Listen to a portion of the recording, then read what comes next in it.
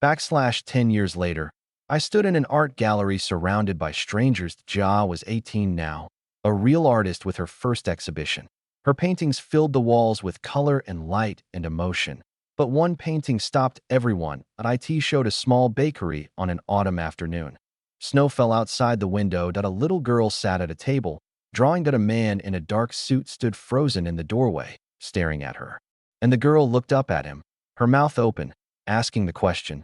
The title read, "Why are you staring at my mom?" People whispered. They pointed.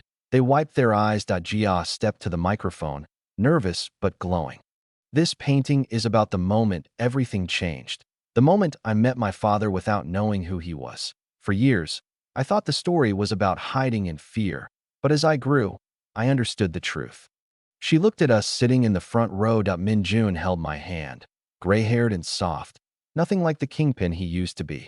Sun sat beside him, a law student now, fighting for justice in better ways. It was about a mother who loved us so much she gave up everything. It was about a father who loved us so much he became someone new. It was about two people who chose love every single day. The audience applauded. Min-jun cried, not caring who saw. And I thought about the lesson of it all. Love is not about never making mistakes. Love is about what you are willing to become. The mother who hides her children is a fortress. The father who leaves his empire is reborn. The children who grow up in that love are the richest people in the world. If this story moved you, share it with someone who needs to hear it. Comment below and let them know you are never alone. Subscribe for more stories that touch the heart. Here are a few lively and suspenseful hook options for your YouTube video. Option 1. The shocking question hook. I hid my twins from their father for 8 years. I changed my name. I changed my city. I changed everything. But I could never change the way my daughter looked just like him.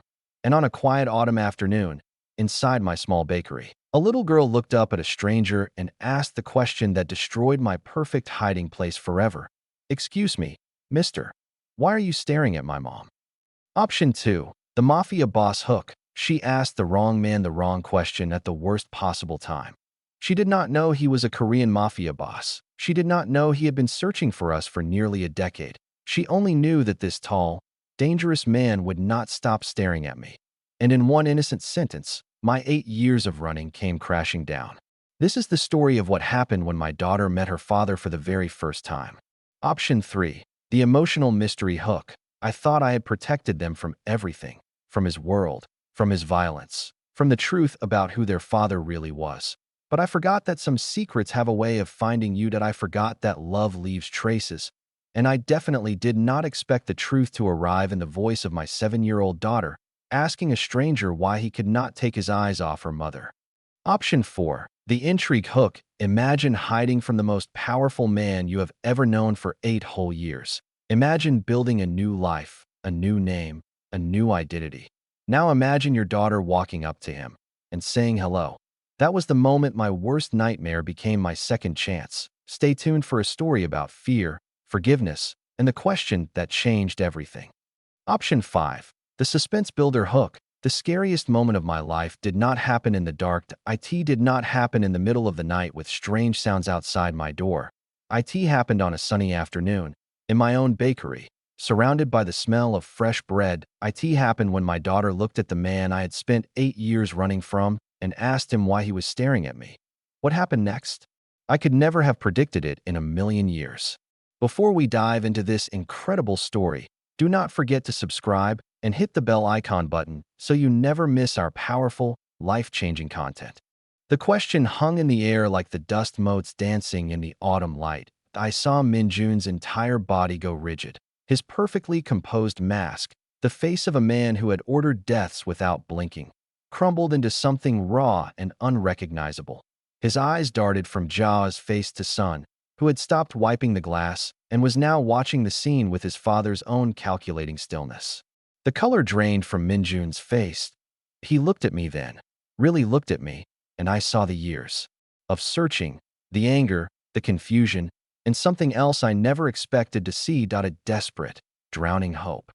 Is that? His voice cracked, a sound I never thought that throat could make. Are they? I could not lie. Not anymore. Not with Jia looking at me with confusion and Sun positioning himself slightly in front of his sister, a protector already.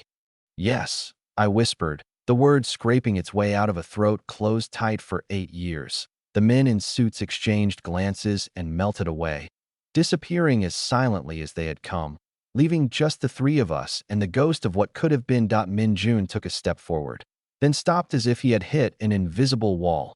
His hands I had seen remain steady during gunfire, were trembling. How, he breathed. What? Jia, bless her curious heart, tugged on my apron. Mom, is this man sick? He looks sick. I knelt down, pulling both my children close, my arms a shield even now. No, my love. This is someone I knew a long time ago. A long time ago, Min Jun repeated, and there was so much pain in those 4 syllables that it made my chest ache. I looked everywhere, every country, every city that I thought you were dead. I thought they had found you, and he could not finish. Sun spoke then, his voice small but steady. Are you our father? The question landed like a bomb. Min Jun's composure broke completely. Tears, actual tears, spilled down the cheeks of the most feared man in the Korean underworld. He did not nod. He did not speak. He just looked at them, drinking them in like a man dying of thirst. Yes, I answered for him, because he could not. He is, but that is a long story, and one for another day. Min Jun sank into the nearest chair, the one Jia had just vacated. He looked at her drawing of cloud rabbits, his fingers hovering over the paper as if afraid to touch it.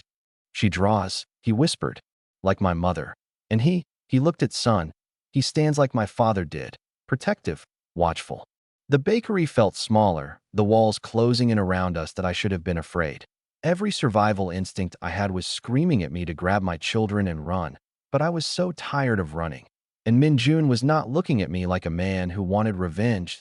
He was looking at me like a man who had just been given back the sun, the moon, and all the stars.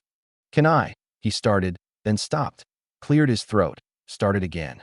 Can I sit here? For a while? I will not. I would never.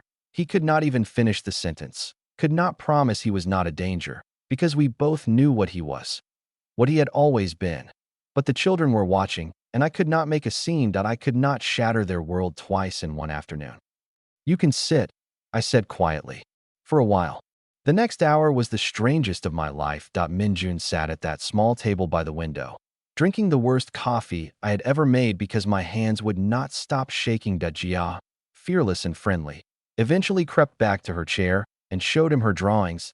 He looked at each one with the intensity of a man studying sacred texts. Sun stayed close to me, helping me pretend to clean, but I caught him watching.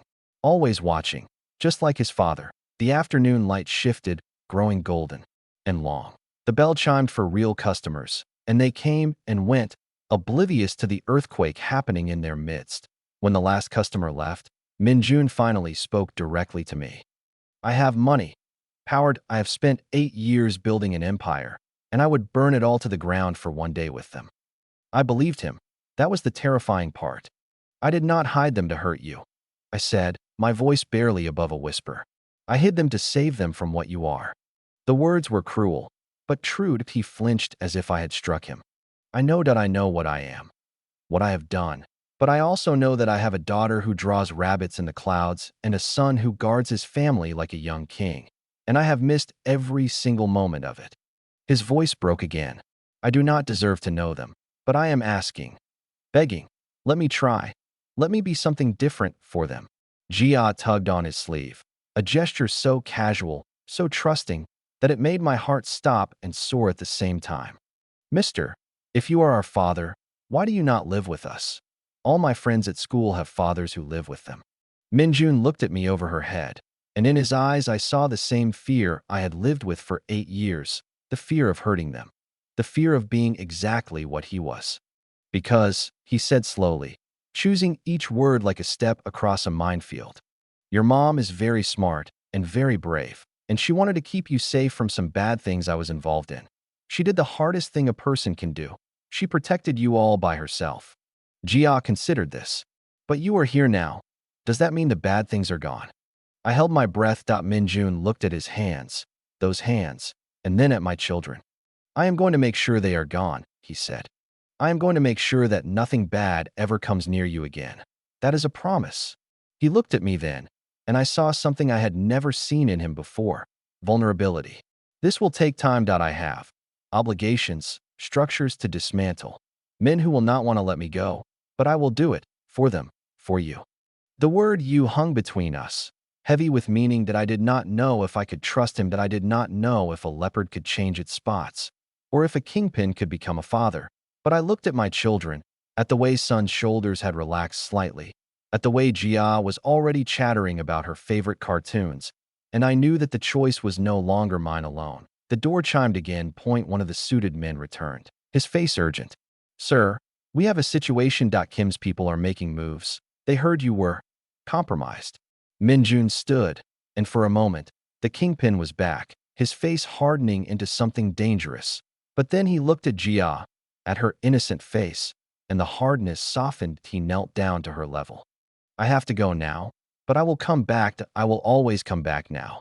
Can I keep one of your drawings, to remind me of what I am working for? Jia beamed and handed him the rabbit clouds pictured. He took it like it was made of gold, folded it carefully, and placed it over his heart. He looked at Sun, and something passed between them, a silent acknowledgement between men. Even though one was only 8, then he looked at me. This is not goodbye. This is the beginning of something that I do not know what yet, but I will not let you down again. He left, and the bakery felt empty and full all at once.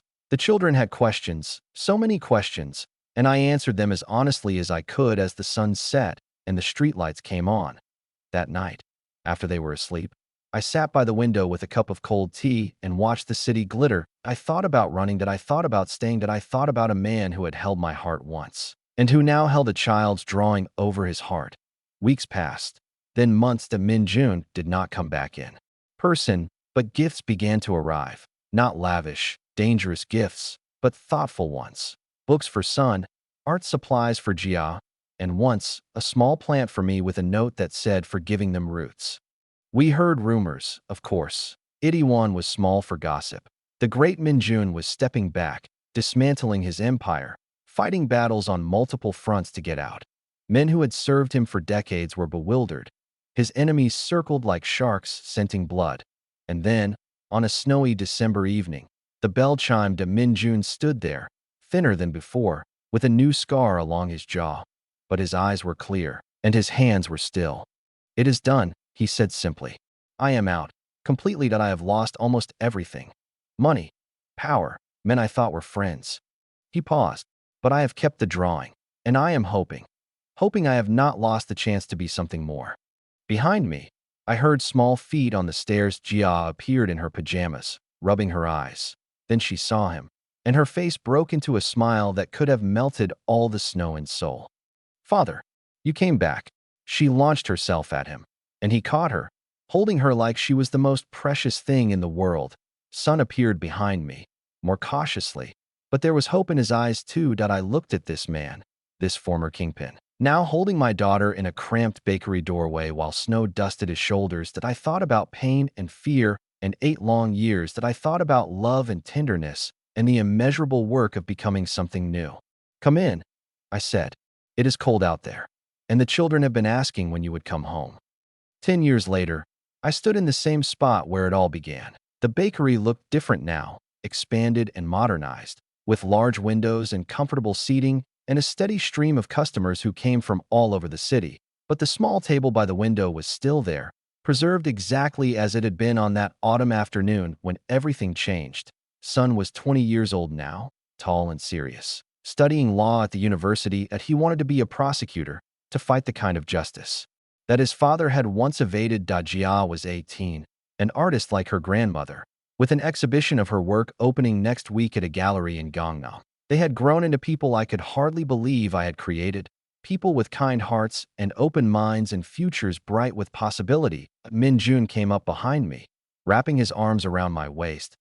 He was completely gray now, soft around the edges, a man who spent his days teaching business ethics at a small college and his evenings helping at the bakery. Thinking about that day, he asked. Every time I look at that table, I still remember the sound of her voice. Why are you staring at my mom? I thought my heart would stop. Mine did stop, For a moment, everything stopped, and then it started again, beating for the first time in years.